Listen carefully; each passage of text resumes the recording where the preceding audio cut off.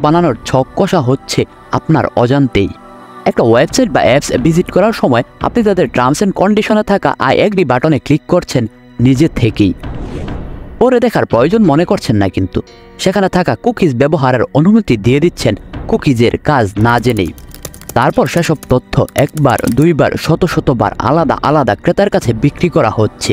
আপনার চোখে অপাত দৃষ্টিতে অপ্রয়োজনীয় কিছু তথ্য বিক্রি করেই বিলিয়ন ডলার কামিয়ে নিচ্ছে কোনো একটা এজেন্সি, যাদের নাম আপনি জীবন হয়তো কোনোদিন শোনেননি।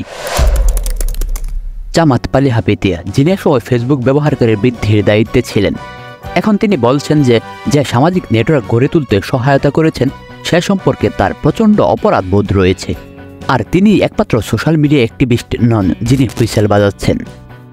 2019 সালে ব্রিটিশ দৈনিক গার্ডিয়ানের প্রকাশিত এক প্রতিবেদনে বলা হয়েছে, আমরা প্রতিদিন গড়ে 145 মিনিট করে সোশ্যাল মিডিয়া